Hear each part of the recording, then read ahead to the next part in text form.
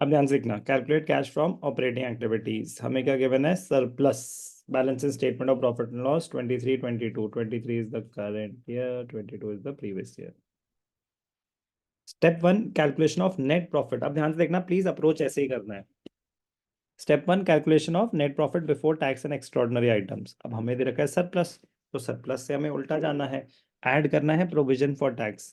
पूरे क्वेश्चन में provision for tax है क्या? नहीं है।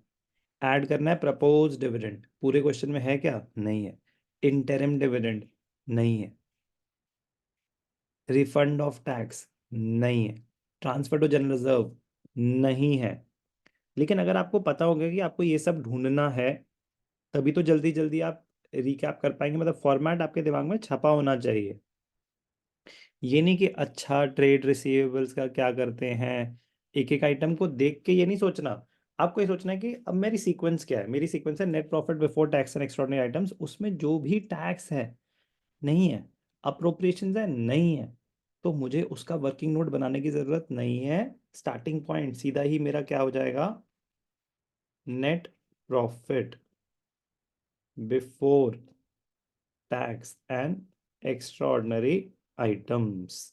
डायरेक्टली यहीं पे current year minus previous year, 80,000 minus 60,000, 20,000।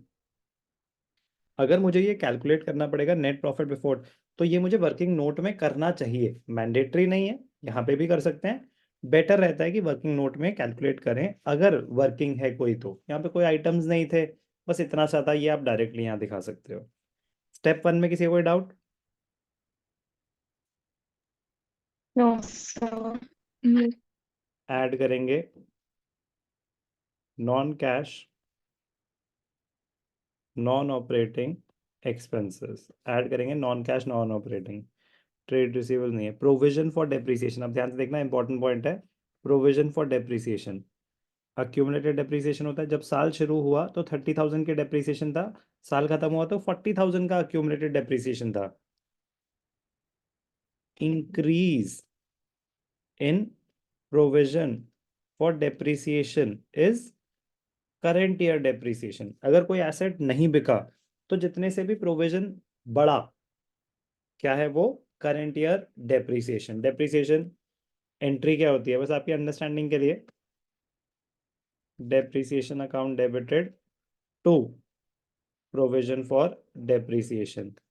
ये कब होता है, जब provision for depreciation account maintain हो रहा हो।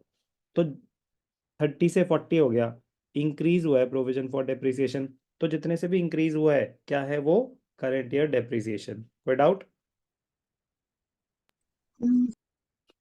इन्वेंट्रीज कहाँ जाएंगे, वर्किंग कैपिटल चेंजेस में। इन्वेंट्री 60 से 80 इंक्रीज हो रही हैं।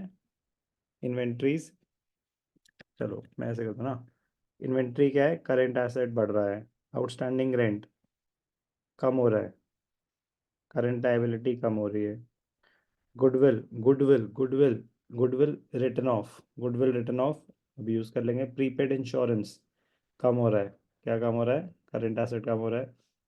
ट्रेड क्रेडिटर्स, करंट लायबिलिटीज कम हो रही हैं। Non cash non operating expenses, तो इसमें पहले क्या आ जाएगा, depreciation for the current year कितनी आई, 10,000। फिर क्या आ जाएगा, गुडविल रिटर्न ऑफ। गुडविल जितने से आपकी कम हुई, रूल बता रखा है 38 से 30 हुई, तो डिक्रीज इन गुडविल क्या होता है, अमोर्टाइजेशन और गुडविल रिटर्न ऑफ। बाकी सब तो वर्किंग कैपिटल चेंजेस हैं। ट्रेड रिसीवेबल्स कम हुए थे, वो भी वहां पे यूज हो जाएंगे। कोई डाउट अभी तक? अभी मैंने बस इतना ही करा है, डेप्रिसिएशन ऐड हुआ है, गुडविल ऐड हुआ है। तो सोचो, पहला काम है फॉर्मेट याद होना, दूसरा है इसमें से इंफॉर्मेशन एक्सट्रैक्ट करना, डिराइव करना कि कौन सी कहाँ जाएगी। मज़ेदार चीज़ है, और कुछ नहीं है इसमें इस कॉन्सेप्ट से रिलेटेड अभी तक, मतलब कि add non cash non operating 20 30 38। Non operating income कुछ नहीं है, तो माइनस कुछ होगा क्या, non operating rent receipt interest receipt dividend receipt कुछ भी है क्या?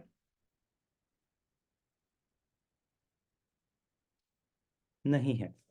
तो यहाँ पे क्या आ जाएगा, operating profit before working capital changes. अब इसमें क्या होगा, ऐड होगा increase in current liabilities, decrease in current assets. अब आपको एक एक करके आइडेंटिफाई करने हैं। Trade receivables, decrease in trade receivables कितने से, 6,000।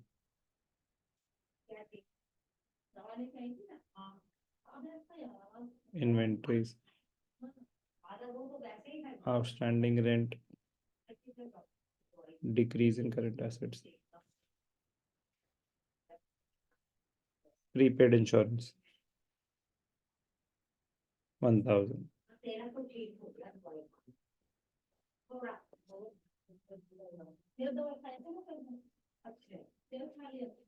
Decrease 1,000, decrease in current assets, goodwill हम दिखा चुके हैं, डेप्रिसिएशन हम दिखा चुके हैं। Increase in current assets minus हो जाएगा, इन्वेंट्रीज 20,000, ठीक है। Increase in inventories 20,000 less increase in current assets, decrease in current liabilities.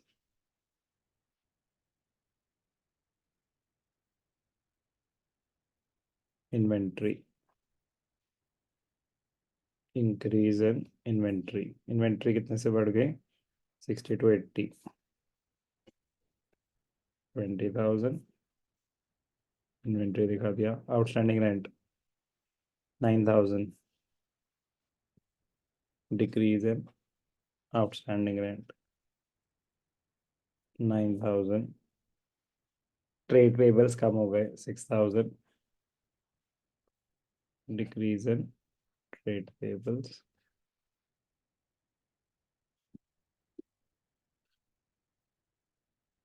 738, 7 45, 45 minus 29, 35, 35 मतलब 10,000। अब लास्ट में आता है टैक्स पेड, क्वेश्चन में ही नहीं है टैक्स पेड है क्या, No.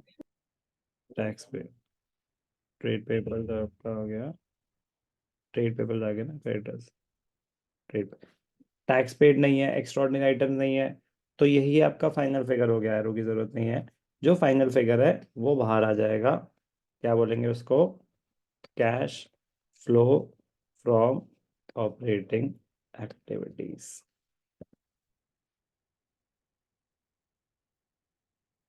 कम से कम 8-10 क्वेश्चंस ऑनेस्टली करने पड़ेंगे, तब जाके आपसे होने लगेगा। मुश्किल नहीं, मैंने कोई भी नई बात बताई फॉर्मेट के अलावा, even a single thing new apart from the format No, sir. नहीं No, बताया। sir.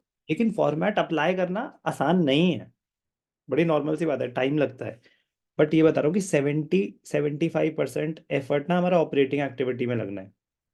इवन 80% ऑपरेटिंग एक्टिविटी जो हम कर रहे हैं ना, इसमें 80% एफर्ट। इन्वेस्टिंग फाइनेंसिंग बहुत सिंपल है, लेकिन ऑपरेटिंग सबसे बड़ा है, तो उसको इम्पोर्टेंस देनी है, आराम आराम से समझ समझ के करना है। मुश्किल नहीं है, बट बहुत सारी चीज़ों को आपको ध्यान में रख के क्वेश्चन को सॉल्व करना होता है।